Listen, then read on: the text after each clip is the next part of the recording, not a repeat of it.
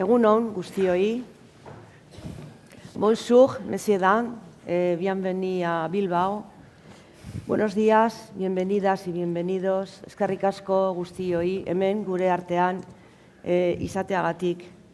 Antes de dar comienzo al primer bloque de las ponencias de la jornada de esta mañana, el bloque temático Sistema Urbano del Arco Atlántico, que correrá a cargo de las personas que me acompañan en la mesa, bueno, en las butacas. Queremos proyectar un pequeño vídeo.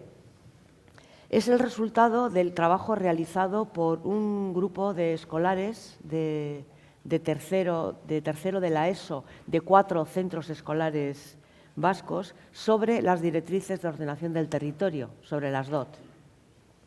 Muchas de las personas que están aquí se acordarán que ya el año pasado en el Congreso de Euskal Herria se proyectó también un vídeo que era el comienzo de este trabajo que los escolares se comprometían a realizar durante todo el curso escolar para profundizar en el conocimiento de qué es esto de las DOT, de las directrices de ordenación del territorio y sobre todo de lo que representan en nuestras vidas cotidianas. No nos es algo ajeno.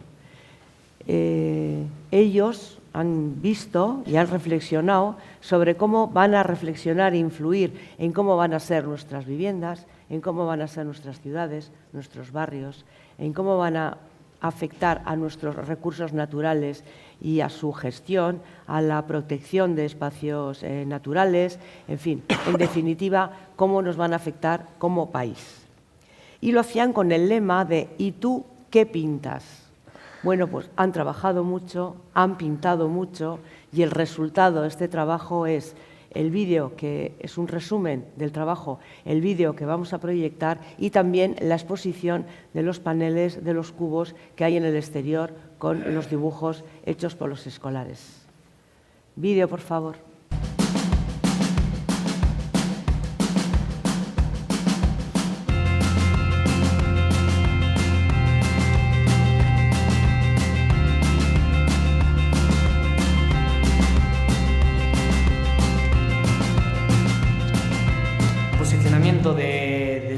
De ciertas cosas como por ejemplo las casas, las ciudades, incluso los países, dónde se colocan y por qué se colocan. Paisaiak denedarik dira plazetatik mendietara eta hori zentzeko denen laguntza behar da, bai jasoketan eta bai erakusten munduari herri txikiak donosti bezala paisaia ederrak guztela, baina hori ez da bakarrik egiten, noski, denen laguntza behar da.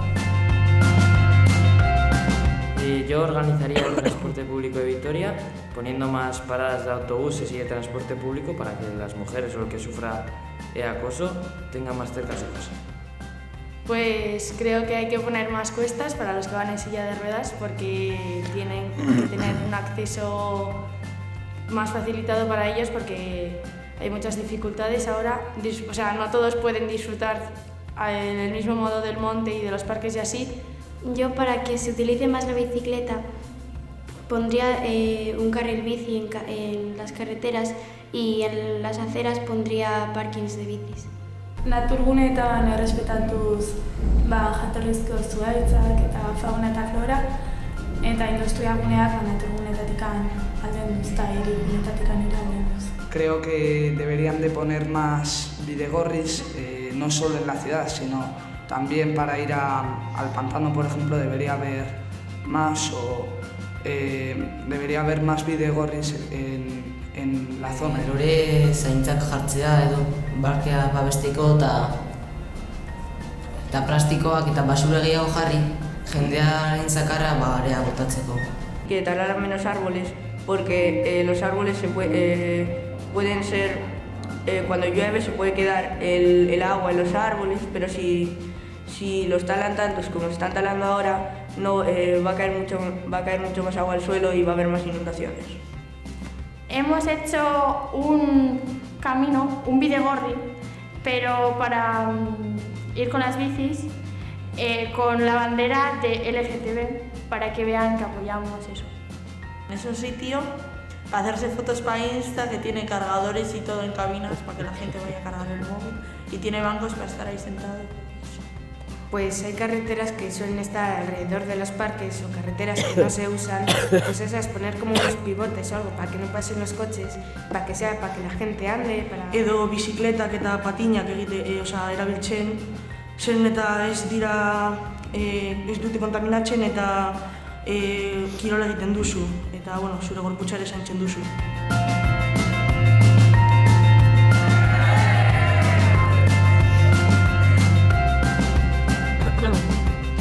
Bueno, pues así traducen ellos a su lenguaje, el lenguaje excesivamente técnico, probablemente, de nuestras directrices de ordenación del territorio.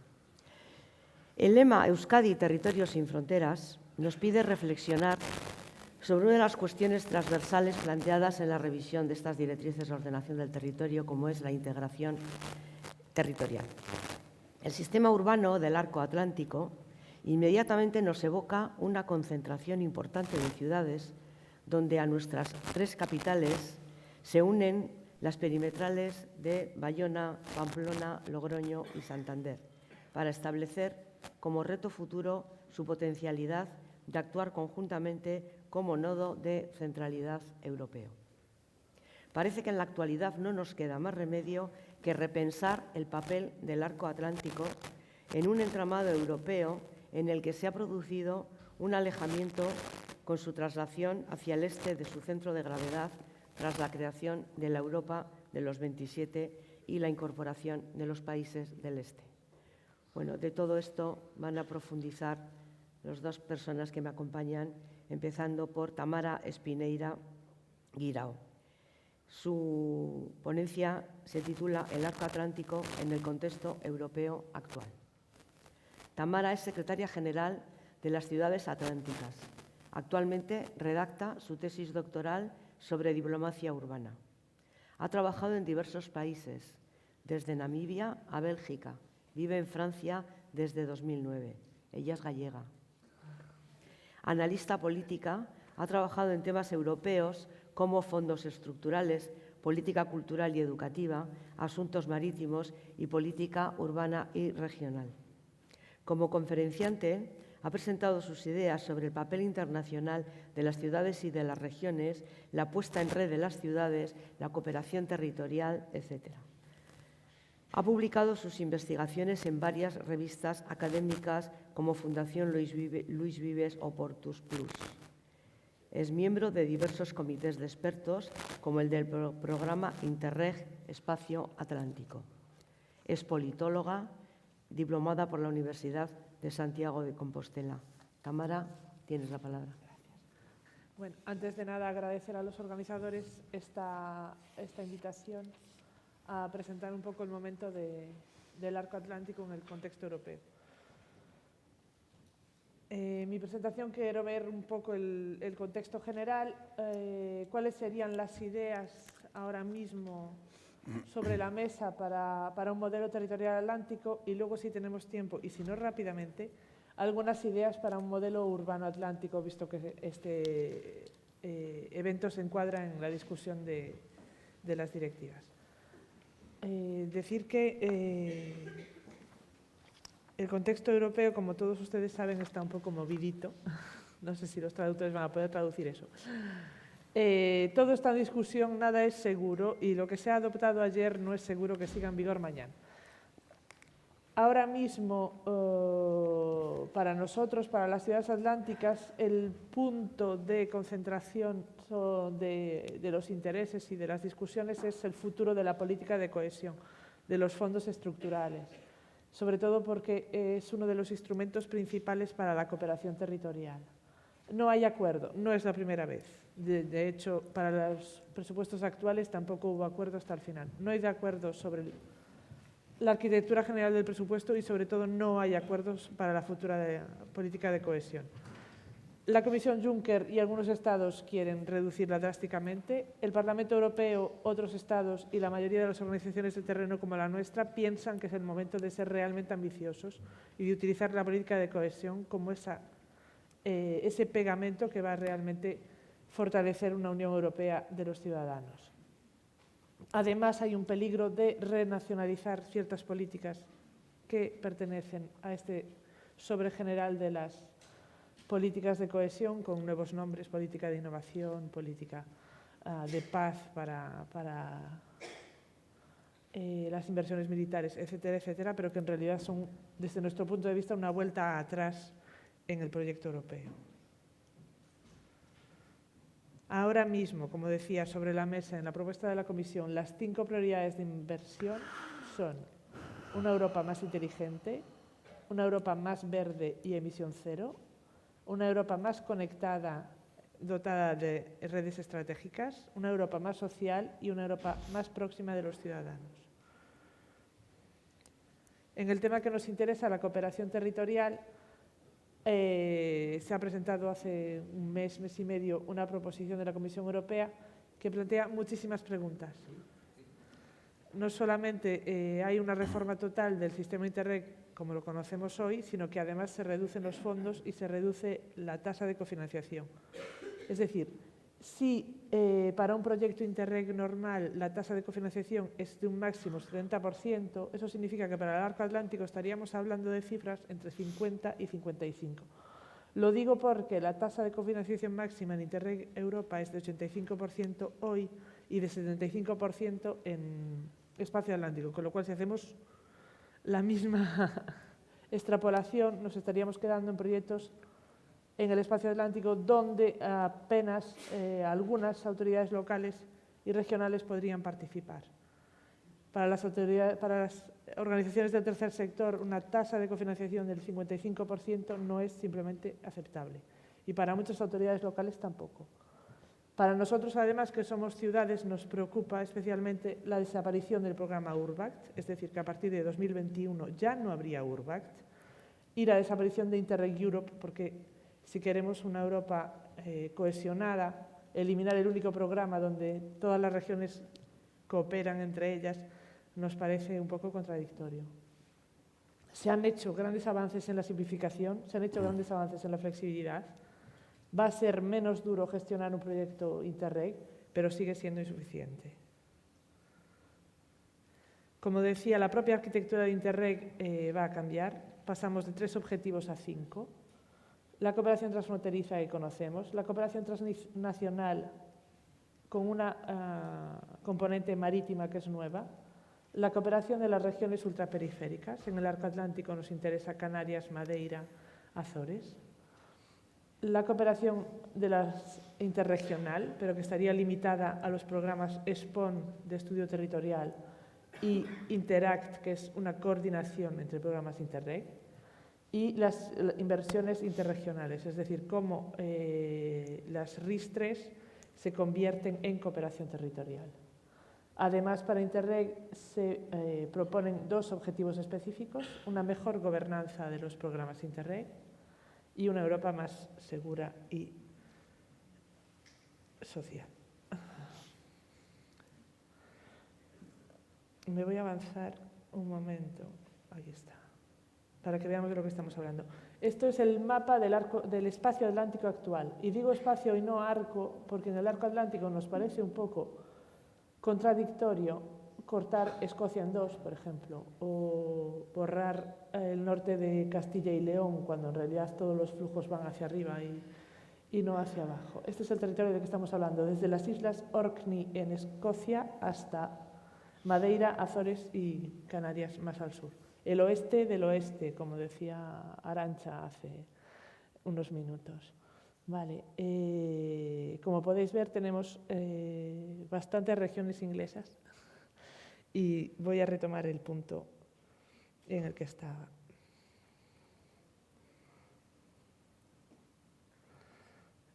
Sobre el espacio atlántico, como decía, el programa Interreg ahora mismo va a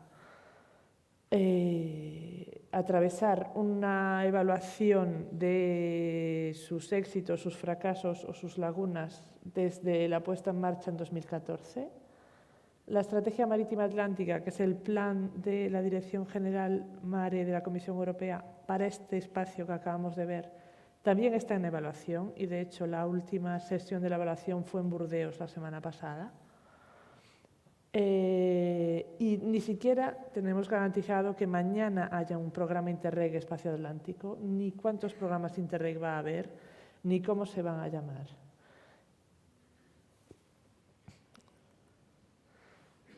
Además, como podéis ver en el mapa, tenemos el quinto estado, que es Reino Unido, y en las 600 páginas del acuerdo de Theresa May aún no se menciona la cooperación territorial, sino es por los programas de cooperación con Irlanda del Norte. Así que lo único que podemos tener con respecto a la cooperación con el Reino Unido son escenarios. Escenario 1, no hay cooperación. Escenario 2, una cooperación a la carta, es decir, el Reino Unido se implica en ciertas materias. Escenario 3, una cooperación a la Noruega, donde ellos pueden participar en programas de cooperación territorial con fondos propios. Eso lo hace, por ejemplo, Noruega en Interreg Europe y en Urbact. O escenario 4, del que nadie habla porque no conviene, algunos territorios deciden que continúan la cooperación con fondos propios. Y eso se suele hacer con las regiones transfronterizas, por ejemplo, en el Adriático, Jónico, etc. Es decir, la figura existe. Que el Reino Unido pueda permitírselo o que las regiones presionen para ello, pues ya va a ser más parte de la negociación a partir del 29 de marzo. Paso entonces a la segunda parte.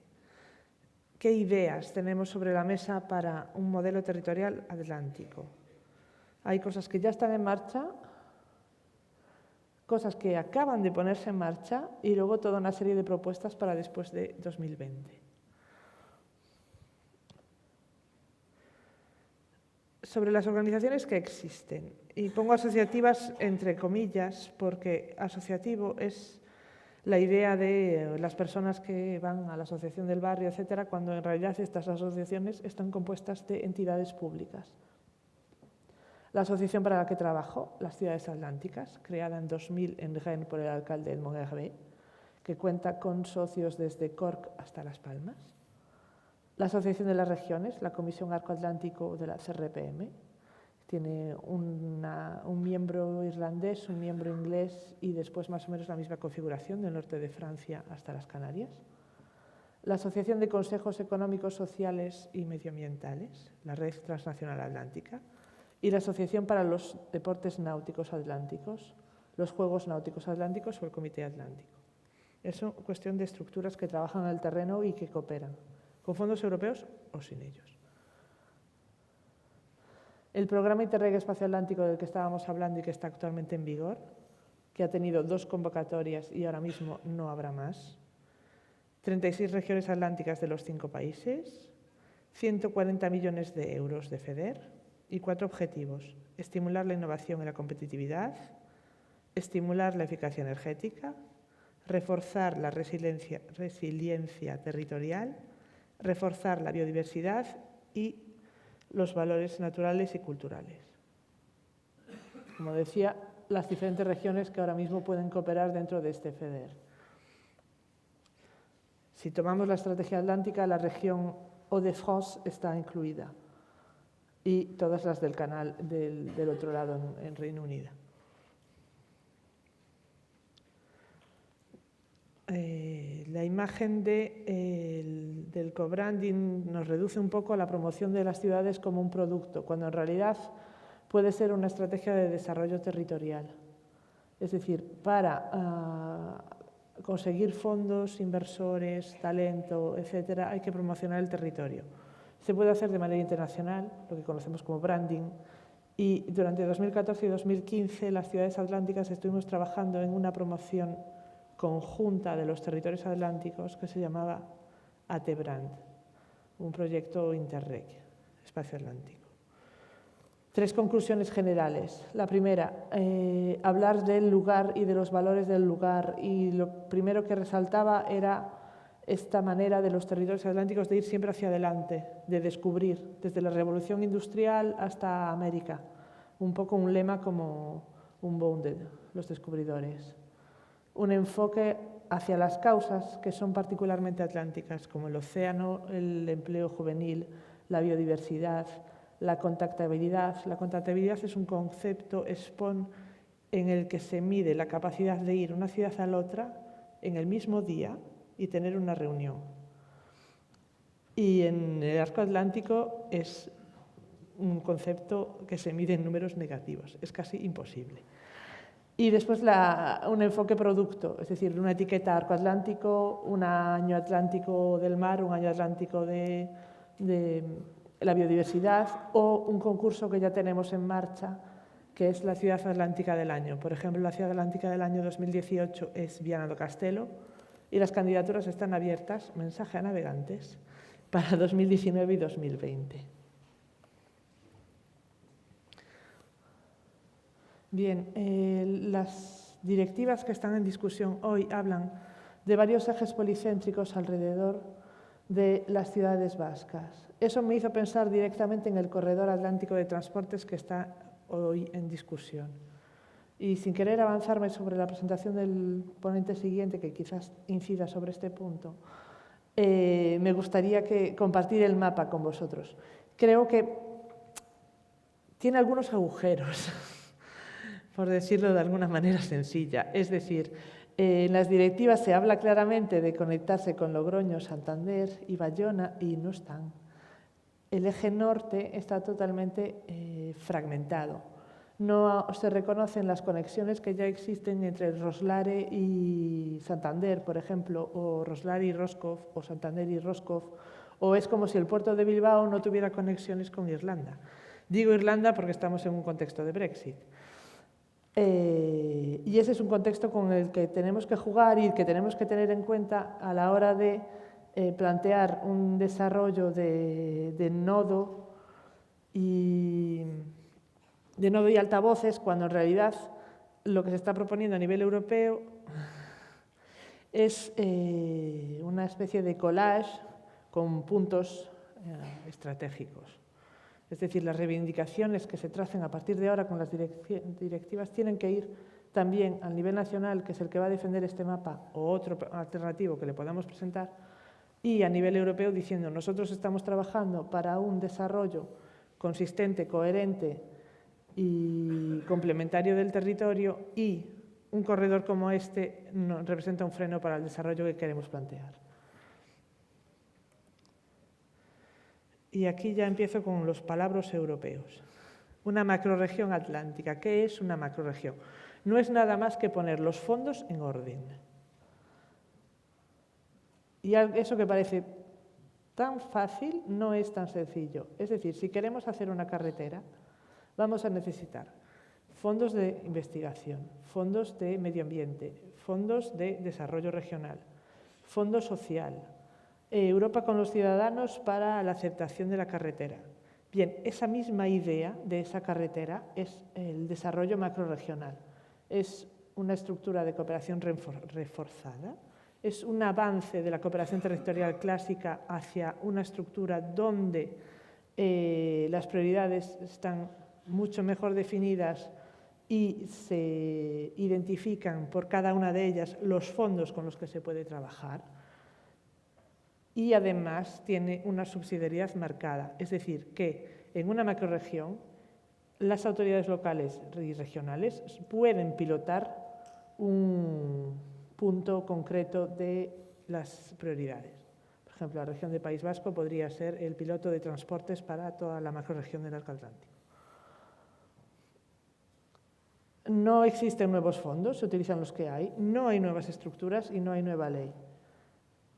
Lo que es importante es que tiene que pasar por el Consejo Europeo y después la Dirección de Política Regional de la Comisión Europea. Lo que tenemos hoy es una especie de macrorregión menos. Esto fue así porque cuando solicitamos la macrorregión, las regiones atlánticas y las ciudades atlánticas en 2010, la presidencia española la presentó y los británicos nos dijeron que no. Y entonces, como solución intermedia, se acudió a la política marítima y se definió un plan de acción para la política marítima en el espacio atlántico. Ahora mismo, también, como decía, está en evaluación y la conclusión principal es que este plan para el espacio atlántico tiene unos objetivos demasiado abstractos y que habría que rehacerlo con unos objetivos más concretos. Ambas son compatibles, es decir, el Báltico tiene macrorregión y tiene estrategia marítima, el Adriático tiene macrorregión y tiene estrategia marítima, los Alpes solo tienen macrorregión por razones evidentes, pero ambas estructuras son perfectamente compatibles. Lo que quiero decir es que hay estrategias que van más allá de Interreg, que pueden beneficiar a los territorios, que pueden garantizar que las decisiones se toman desde el terreno y no desde Bruselas, y que están ahora mismo en discusión.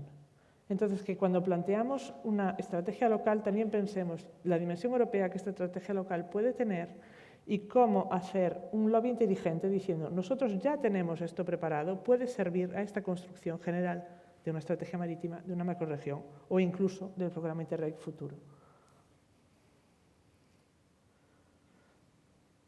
Como decía, quería finalizar rápidamente con 3 o 4 ideas de lo que ya hemos trabajado en las ciudades atlánticas y que podrían servir para contribuir a la discusión sobre las directivas en curso. Hemos tenido un proyecto que se llamaba Anatol sobre la importancia de los circuitos cortos y de la economía local, en el que estaba San Sebastián. Ahora mismo tenemos un proyecto que se llama Atlantic Youth Creative Hubs para aumentar las oportunidades de empleo y formación de los jóvenes en el sector creativo. Fab Labs, cultura, ciencia, sector creativo en un nivel general. Somos punto de referencia para el programa Erasmus para los jóvenes emprendedores y nos parece muy interesante la idea de intercambiar nuevas empresas con empresas que ya están en marcha entre las ciudades del Arco Atlántico y con otras ciudades en Europa. Tenemos un programa propio que se llama Atlantic Futures, donde la idea es formar en asuntos atlánticos tanto a los funcionarios de nuestras ciudades como a los estudiantes, como a los jóvenes que buscan su primer empleo y hacen intercambios entre las ciudades y con el secretariado de las ciudades atlánticas, igualmente para los asuntos europeos. Y por último, un proyecto que se llama She for Sea, Ellas por el Mar, donde buscamos oportunidades de carrera, profesión, formación para las mujeres en el sector marítimo. Terminar solamente con una frase de nuestro primer secretario general de ascendencia vasca, Xavier Gisard. La causa del Atlántico tiene que ser, antes de nada, una acción voluntaria para transformar una geografía, la de la Europa del oeste, del espacio atlántico, en una unidad económica y un conjunto humano. Muchas gracias.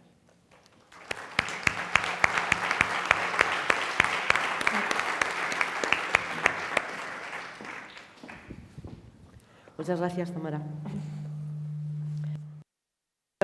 Alfonso Martínez Sierra nos hablará de Euskadi y su inserción europea.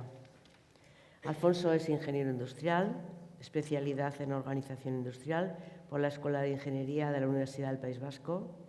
Ha sido responsable de áreas ejecutivas, técnicas y de gestión en empresas industriales en sectores de construcción, seguridad, aislamientos y automatismos.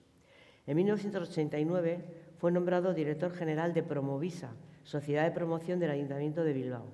Desde 1992 es el director general de la Asociación para la Revitalización del Bilbao Metropolitano, Bilbao Metrópoli 30. En 2013 fue nombrado cónsul honorario de Suecia en Bilbao. Ejerce como director y profesor en diversos cursos universitarios sobre liderazgo y estrategia de ciudades. Asimismo, es conferenciante en congresos y seminarios sobre desarrollo de ciudades, especialmente en Europa y en América Latina. Sus áreas de experiencia en el desarrollo de ciudades abarcan sectores relacionados con la sociedad, el urbanismo, la economía, la tecnología, el medio ambiente, la cultura y los recursos humanos. Colabora con gobiernos y empresas en estudios e investigaciones de planificación y reflexión estratégica. Forma parte de un montón de redes, algunas locales como la Sociedad de Estudios Vascos Eusko Ikaskuntza, Asociación de Directivos y Profesionales de Euskadi, ADIPE, la Agencia Vasca para la Innovación, Innovasque, y más de una docena de asociaciones y centros internacionales. con Alfonso Martínez Cearra, os les dejo con su ponencia. Alfonso, zurea da hitza. Bueno, yo voy a tratar de hacer una presentación sobre, con el título de Euskadi y su inserción europea. Voy a hablar fundamentalmente de ciudades, pero desde una perspectiva que quiero que sea, o pretendo que sea, que dé valor añadido a lo que se está debatiendo hoy. Bueno, en primer lugar, y esto lo recojo de las directrices de ordenación territorial, donde se especifica muy bien cómo la Comunidad Vasca ocupa una posición entre los ejes norte-sur y, diríamos, ejes transversales, sobre todo el eje del Ebro y el eje de la cornisa cantábrica. Son ejes poco valorados muchas veces, al menos esa es mi impresión, sobre todo los transversales, ¿no? Cuando cualquiera fácilmente puede, simplemente mirando un mapa, darse cuenta de que el eje del Ebro es probablemente uno de los ejes naturales por geografía, más importantes de todo el territorio. Es también la Comunidad Vasca una aglomeración de ciudades, una constelación de ciudades que se caracteriza porque hay centros urbanos de tamaño similar, comparable, y separados por distancias que entran perfectamente en el concepto de lo que podríamos denominar como áreas metropolitanas o zonas de influencia o hinterland. Pero además, y como ya se ha dicho antes, tenemos otras ciudades que rodean a la comunidad autónoma, tanto desde Bayona, como se ha dicho, hasta Santander o Logroño, Pamplona, etc. Y yo diría que podríamos llegar algo más lejos. Y ya quiero aquí establecer un principio, a mi modo de ver, que es fundamental a la hora de entender el papel de las ciudades y el papel de la comunidad vasca en Europa. Y es el concepto de masa crítica, que no es solo propio de Europa, sino ya a cuenta de la globalización, de la economía, de las comunicaciones, etcétera, se está extendiendo por el mundo. O sea, necesitas un tamaño mínimo poblacional para poder decir que eres una ciudad o un conjunto de ciudades que juega un papel en un territorio. Esa masa crítica no es fácil de definir porque es muy variable y evidentemente no es lo mismo una ciudad de 3 o 4 millones de habitantes en América Latina o en Asia que una ciudad de 3 o 4 millones de habitantes en Europa. Pero sí que podríamos decir que en un radio donde se produzcan interacciones, y lo voy a intentar definir, tenemos que reunir a 3 o 4 millones o 5 millones de personas. Y ese radio está predeterminado por no la distancia, sino el tiempo, que es la unidad de medida que ahora, cada vez más, se tiene en cuenta a la hora de establecer estas relaciones. O sea, dicho de otra manera, ¿cuánto tiempo puedes emplear cada día en tus desplazamientos habituales? En ir de casa al trabajo, ida y vuelta. Y ese tiempo puede ser 1 hora, un poquito más de 1 hora, no mucho más, si no quieres que eso te afecte gravemente a tu vida familiar, social, relacional, etc. Claro, aquí entran en juego factores de todo tipo, porque hay gente, y los que son aquí de Bilbao lo conocen muy bien, hay gente que durante muchos años ha trabajado yendo a primera hora de la mañana al aeropuerto a coger un avión para trasladarse a Madrid y por la tarde volver de Madrid a Bilbao. Ese viaje es de 1 hora.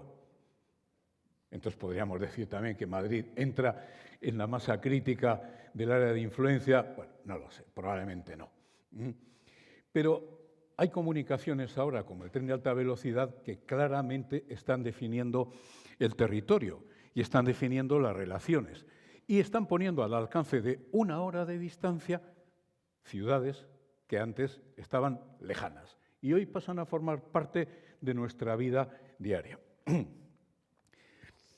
Bueno, ya define las DOT que hay dos escalas complementarias en las que ya me he adentrado un poco, la continental y la regional.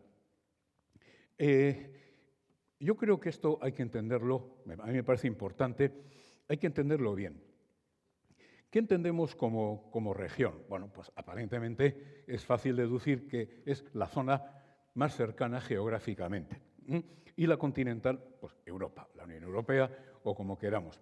De todas maneras, y esto también es algo que hay que empezar a tener en cuenta, las relaciones entre ciudades o áreas urbanas empiezan a saltar no solo fronteras, empiezan a saltar distancias que antes nos parecían muy, muy lejanas. Ya he hablado de aeropuertos, ya he hablado de trenes de alta velocidad, pero si uno tiene en cuenta las comunicaciones digitales, esta reunión, este congreso, podría perfectamente ahora, a través de Internet, a través de los medios digitales, estar viéndose, incluso participándose desde cualquier lugar, desde cualquier distancia. Y entonces hay otros factores que definen lo regional, que no es solo la escala geográfica. Y en la continental, a mí me parece que es muy claro que Europa, la Unión Europea, Europa, en fin, es un continente que tiene que jugar una baza importante, tiene que jugar una baza como unidad que no voy a intentar ni definir, ni me voy a meter ahora en intentar explicar qué es la Unión Europea, ni cómo se tiene que configurar. Aquí tenemos, por lo tanto, la escala regional, dibujada por las DOT. Yo creo que se ve, ¿no? Sí, se ve bastante bien cómo hay una zona debajo de la descripción de País Vasco donde ciudades de todo tipo y de muchas comunidades distintas interactúan entre sí. Perdón. Esta interactuación genera oportunidades. Y aquí hay que destacar, y yo creo que en las DOT está recogido, pero me gustaría incidir en lo importante que es esta interactuación. Lo importante que es tener en cuenta que todas estas ciudades y las comunidades y las poblaciones que las conforman deberían cada vez más trabajar de una manera junta y coordinada. Es difícil hoy pensar, y voy a poner un ejemplo que ya he puesto antes, en un aeropuerto que dé servicio simplemente al territorio en el que se enclava. Y ahora me estoy refiriendo muy en concreto a los 3 aeropuertos de la Comunidad Vasca. El aeropuerto de Bilbao de Loiu no es exclusivo de Vizcaya. A nadie le pasa por la cabeza que ese aeropuerto no pueda dar servicio a pasajeros que no sean de fuera de Vizcaya. Es impensable. Pero pensemos en el puerto. El puerto de Bilbao, de manera absolutamente natural, ejerce su actuación, su influencia, su promoción comercial en un radio amplísimo. Y es otro ejemplo de cuando hablaba antes de que la escala regional realmente está moviéndose y está cambiando.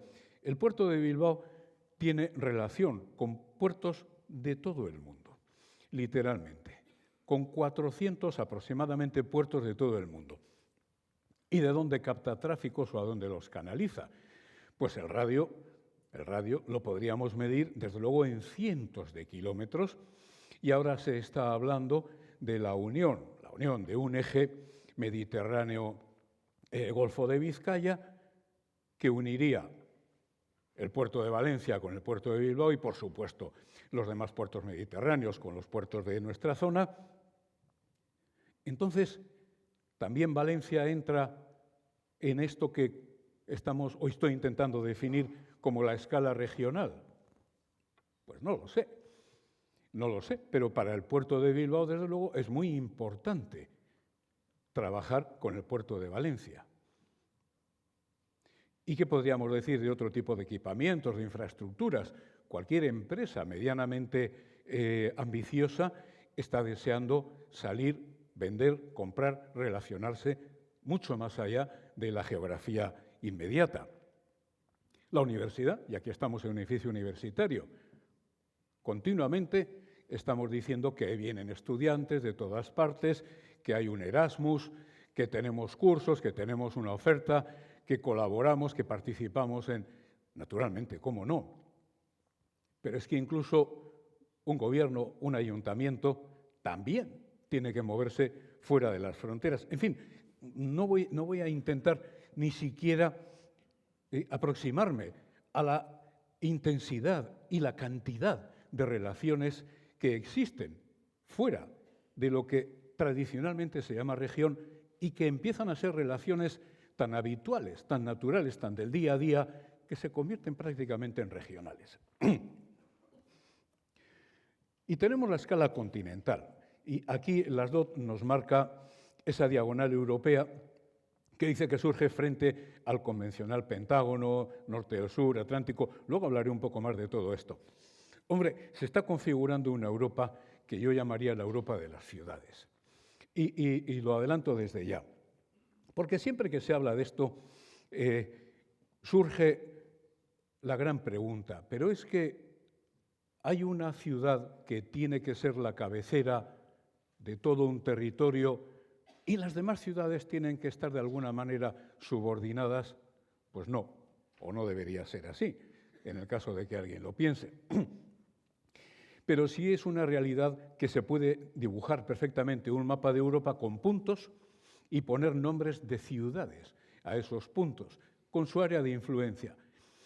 Esos nombres de ciudades empiezan a ser marcas, label, empiezan a ser no tanto el término municipal al que de alguna manera se refiere, sino la marca de todo un territorio que se identifica fuera de ese territorio con el nombre de una ciudad.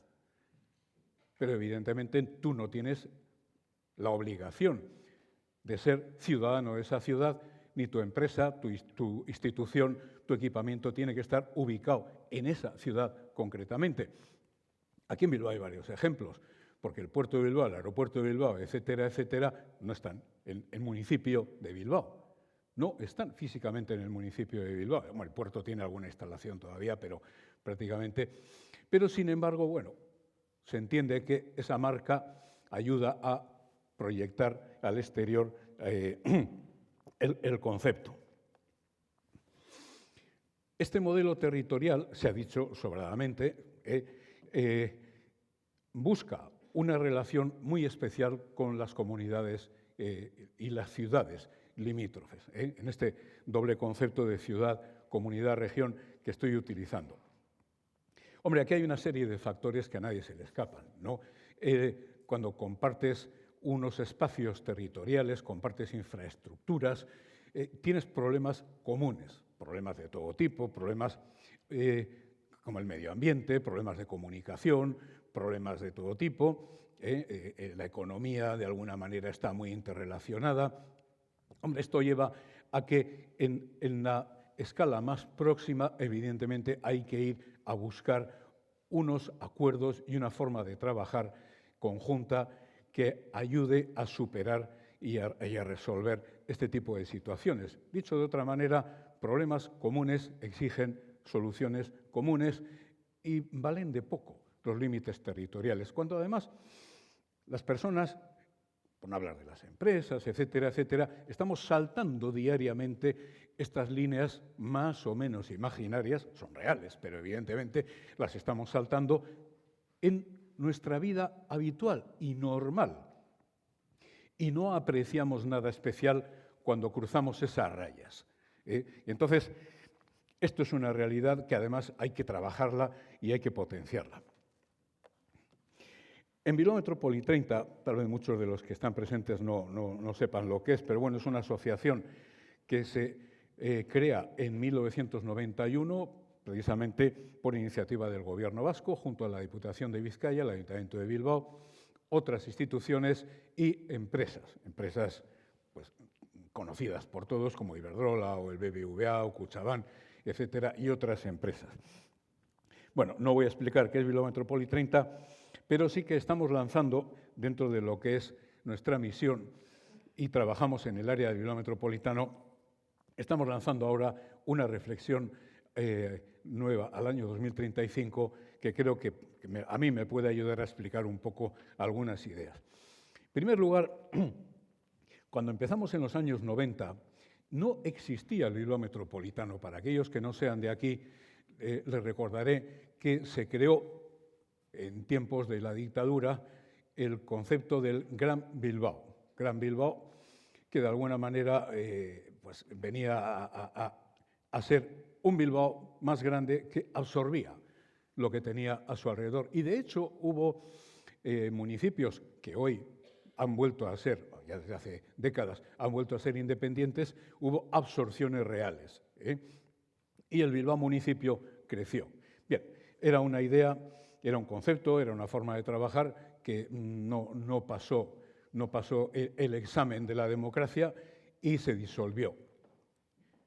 Entonces, cuando hablamos de Bilbao Metropolitano, ¿de qué hablamos? ¿No? Una pregunta que a mí me hacen permanentemente. Bueno, el Bilbao Metropolitano no existe excepto en el concepto de área funcional del Bilbao Metropolitano, que comprende los municipios que aparecen ahí en la pantalla. Cuando digo no existe, me refiero, y los franceses aquí presentes lo entienden perfectamente, a que no está institucionalizado el concepto de área metropolitana. O sea, no hay una autoridad metropolitana, no hay un presidente metropolitano, no hay un cabildo, no hay un parlamento, no hay electos, no hay nada.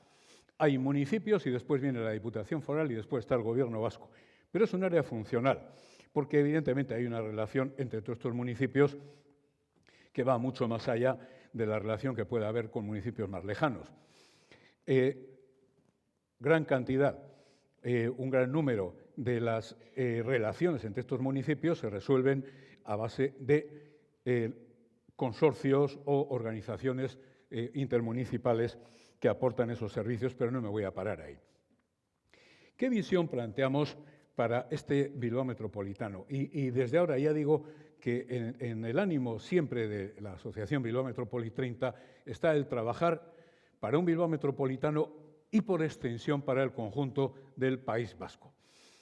Nosotros como asociación no tenemos ni área competencial ni la dejamos de tener, no tenemos ninguna capacidad ni ningún poder sobre un área territorial de ningún tipo, simplemente nos enfocamos en lo que se denomina Bilbao Metropolitano, que de alguna manera bastante clara se extiende a todo el conjunto del País Vasco y tal vez más allá.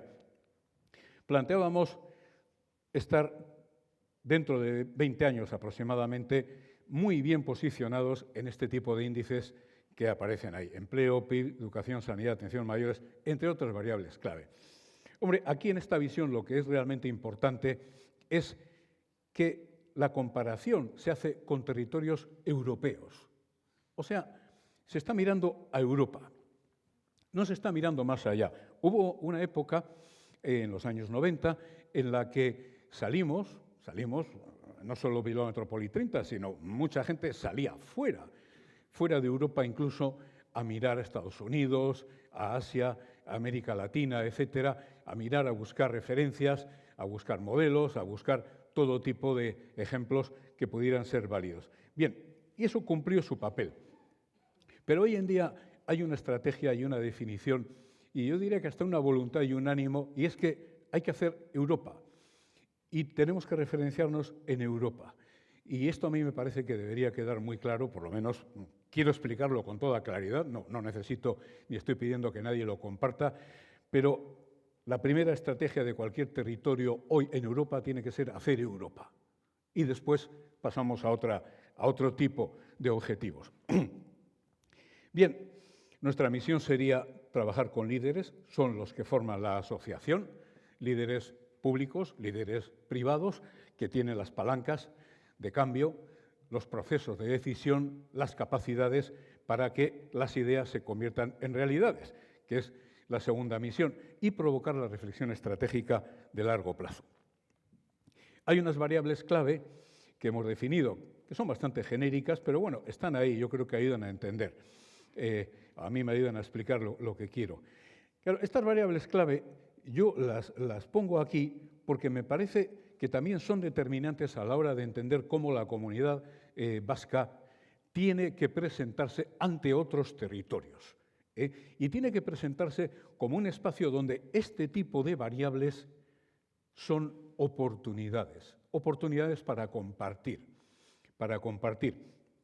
Hay otro tipo de problemáticas y de situaciones que también hay que trabajar, pero a mí me gustaría incidir en estas porque me parece que es donde podemos encontrar un punto de apoyo fuerte. Si hablamos de empresa, que parece que es muy sencillo, evidentemente a todos nos interesa estar rodeados de grandes empresas tractoras, de un tejido de pymes potente, de un sistema de ciencia y tecnología, pero ¿lo podemos hacer excluyente? ¿Merece la pena que nosotros lo tengamos y el vecino no lo tenga? ¿Es posible incluso? ¿Es un objetivo? No. Aparentemente, lo lógico sería que tuviéramos un gran tejido empresarial rodeado de un gran tejido empresarial. Por lo tanto, vamos a compartir. Lo mismo, evidentemente, es válido para todo lo demás. Es claro que cada uno en su área de competencia, en su comunidad, en su ayuntamiento, en su territorio, tiene la obligación primaria de hacer que esto se convierta en realidad.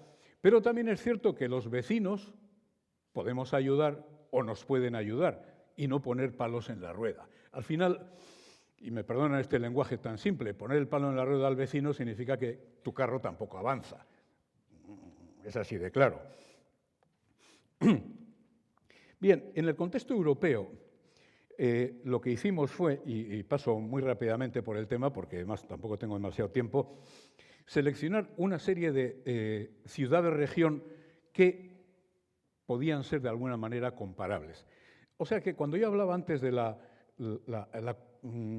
escala continental extendida, podríamos decir que ese mapa de las zonas azuladas sería la escala regional de la Comunidad Autónoma del País Vasco. No lo es, ya sé que no lo es, porque nos estamos metiendo en otros países y en otras geografías, pero de alguna manera son regiones, ciudades, donde podemos establecer un tipo de colaboración, de relación con ventaja para todos. Bueno, nos salieron todas estas, no voy a explicar ahora por qué una sí, otra no, etcétera. Pero había factores que pusimos, digamos que investigamos para ello. Estos eran los factores, que tampoco voy a intentar ahora pasar por todos ellos, donde la comparación nos salía, pues bueno, de alguna manera ilustrativa. Y unos criterios de ponderación que sirvieron para que esos factores, para moderar, para corregir, para equiparar esos factores. De nuevo, pues esta es una manera de decir, voy a medirme con estos indicadores para salir fuera y ver si hay otros que tengan indicadores con los que yo pueda compartir. Al final nos quedamos con estas 16 regiones. Ni son todas, ni son las que son, puede haber otras, sí, no. Como se ve aquí, no hay regiones cercanas. O sea, aquí no hemos ido a estudiar La Rioja, Cantabria, tal. ¿Por qué? Porque, bueno, forman parte de esa corona en la que tenemos que trabajar de otra manera. Son más bien áreas lejanas, en el sentido de la escala europea, pero con las que tenemos bastante en común.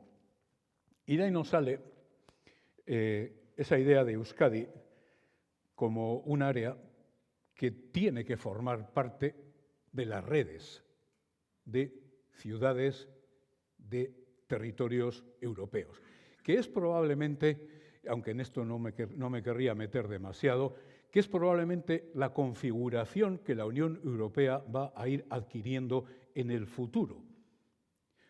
Puntos gordos, puntos grandes, más o menos, ciudades, áreas de influencia, territorios que se relacionan en redes con otros territorios europeos y van conformando nuevas geografías.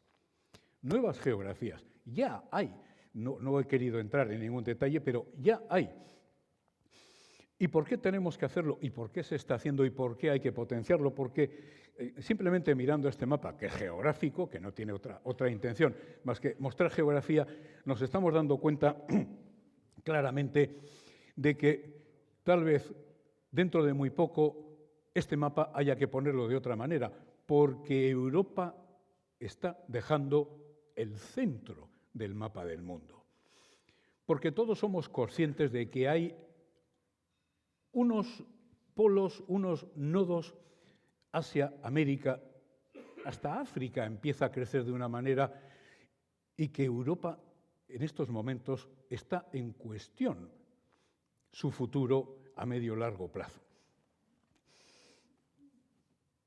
Y además, y este es otro concepto muy claro, podría haber puesto aquí el famoso mapa de la fotografía nocturna del mundo, donde aparecen las luces, y entonces tú dices, aquí es donde está la gente, aquí es donde está la actividad económica, la cultura, la vida, etc.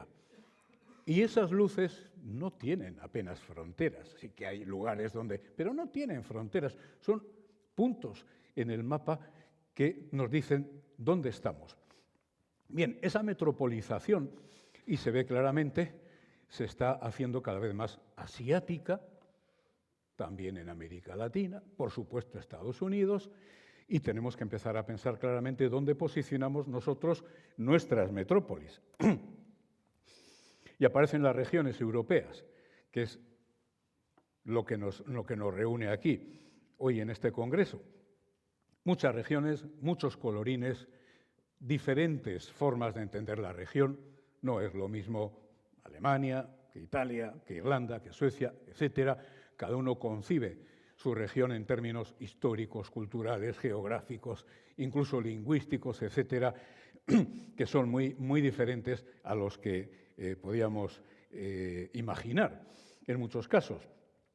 Y quiero dar un dato de esos que se llaman de trivial, y me perdonan la irreverencia, pero es que no me resisto porque hablamos de regiones europeas y yo a veces hablando de esto y digo, ¿cuál es el país de la Unión Europea que está en Asia? ¿No? Y algunos me dirán, hombre, ya lo sabemos todo, ya me van a perdonar, pero es que Chipre forma parte del continente asiático. O sea que ya estamos en Asia, de alguna manera. Es una avanzadilla. Bien, estas regiones que tenemos aquí, que responden, como digo, a parámetros de organización que cada país, cada nación ha definido a lo largo del tiempo o a través de sus instrumentos legales, van a cambiar en el futuro. Van a cambiar y se van a convertir en otra cosa. En otra cosa, y miren, esto está hecho en Francia por el gobierno francés, en los años 80 a finales. Un estudio de las ciudades europeas. Un estudio muy interesante, yo lo recomiendo siempre, no se queda viejo, donde estudiaron 150 ciudades europeas con una gama de indicadores, economía, cultura, movilidad, etcétera, etcétera. Hicieron un mapa, y ese es el mapa que salió. Y ese mapa nos dice dónde está la Europa de verdad, dónde está la gente, la actividad económica, como decía antes, la cultura, dónde está la ciencia. Bueno, son esos puntos rojos. Si se fijan, no hay ningún punto cercano a nosotros. No hay ninguno. Aparece la famosa banana azul, yo creo que prácticamente todo el mundo habrá oído hablar de la banana azul, que es esa conurbación, ese clúster de ciudades donde, según los autores del estudio, se concentra la auténtica masa crítica de Europa. Desde Londres hasta Milán, pasando por el Benelux, pasando por el sudeste de Alemania, pasando por Suiza, ahí se concentra todo, prácticamente. Hay un París que se queda un poquito a desmano, pero es París. Es París. Y de hecho, en esta clasificación de ciudades había dos de primer rango, París y Londres. No podía ser de otra manera. Había una de segundo rango, que era Milán, y luego venían las demás. Bilbao quedaba en el sexto rango, no la sexta ciudad, en el sexto rango. Una ciudad que destacaba por la industria y por el puerto. Bueno, pero sexto rango. La zona donde estamos, y no he querido traer el dibujo, toda la fachada atlántica se definía como Finisterre. Lo pueden mirar. Finisterre. Y la definición era, aquí no pasa nada. Y no va a pasar nada.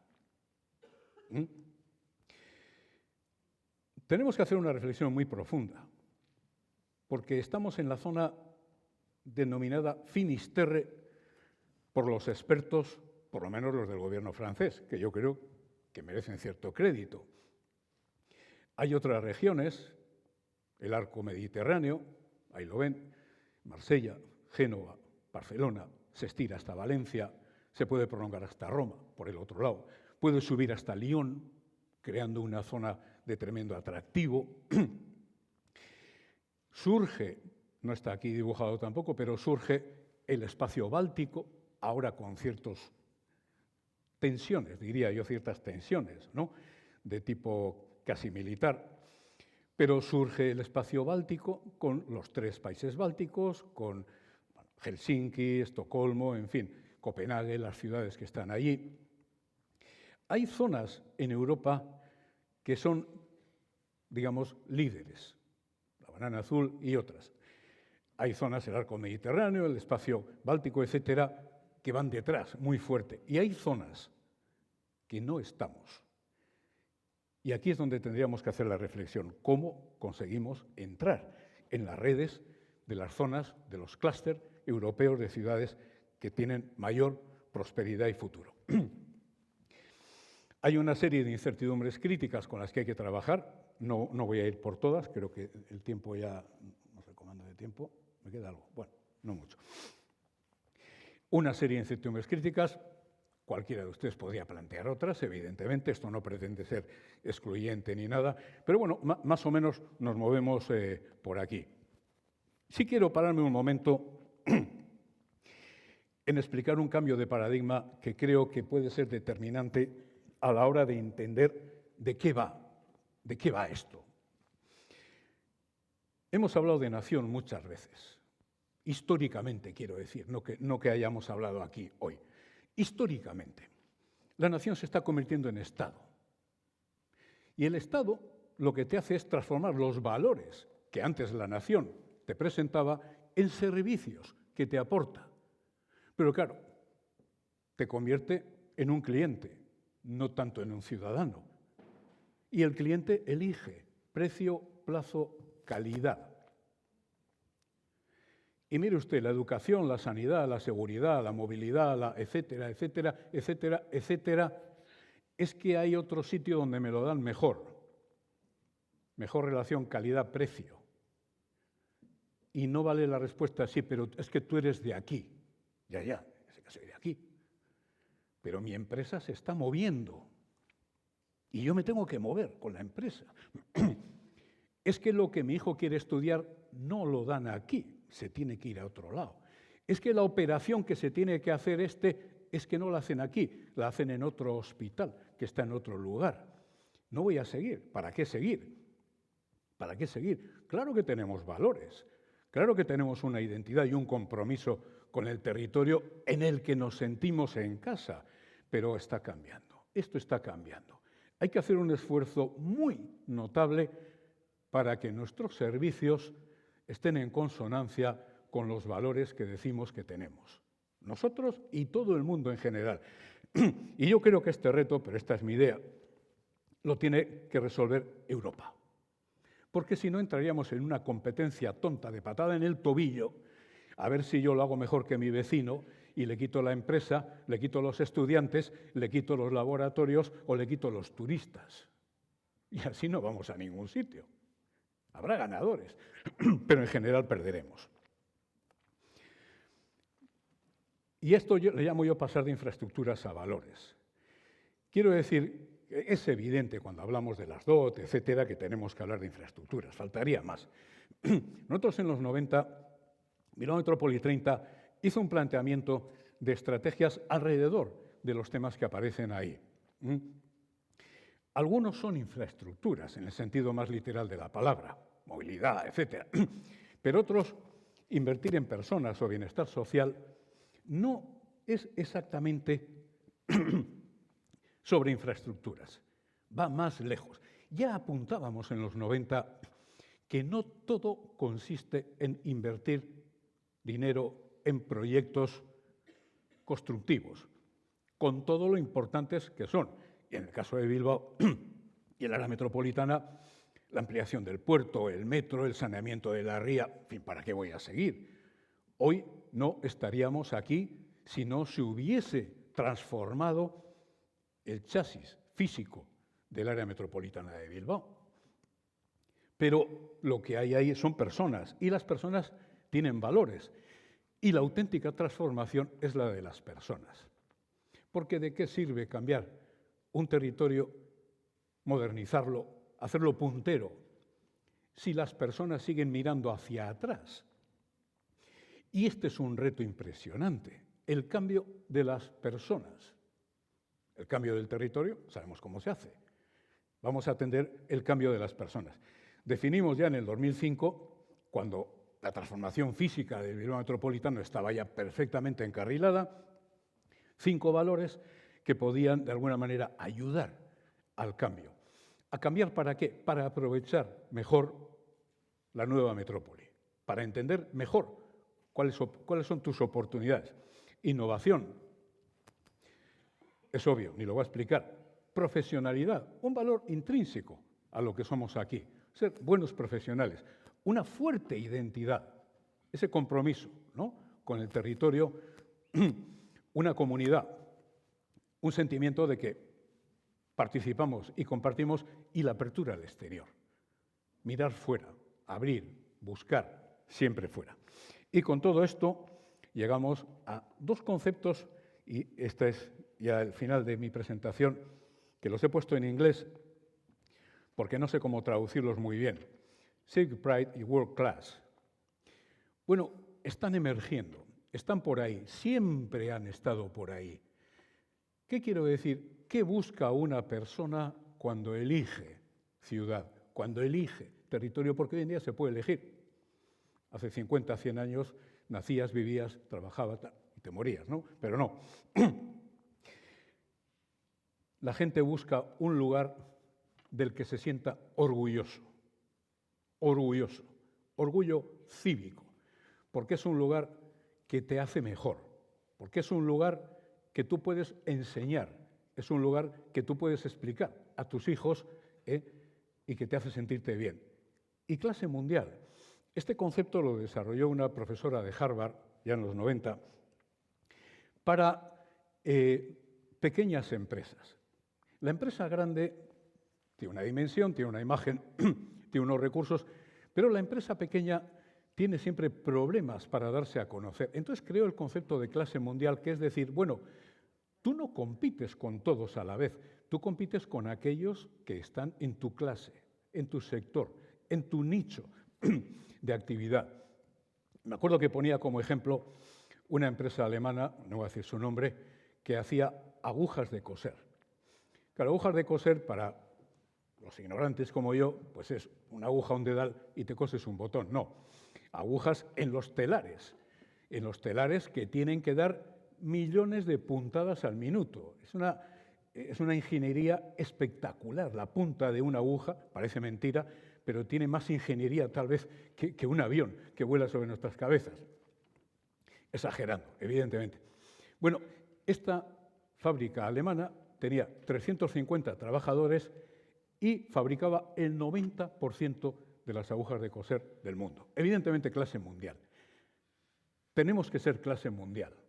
Tenemos que elegir en qué vamos a ser clase mundial. Y olvidémonos de competir con los grandes. Es imposible, nunca vamos a llegar. Pero las 2 o 3 cositas en las que digamos que vamos a ser los mejores, las tenemos que conseguir. Y después las compartimos con los de alrededor y después nos vamos por ahí a establecer esas relaciones de ventaja y de oportunidad para todos. Esta es mi visión. La verdad es que he mezclado cosas objetivas con una idea puramente mía, pero espero por lo menos haberles ayudado a algunos a pensar de otra manera en este tema tan complejo que es la ordenación del territorio. Eskerrik asko.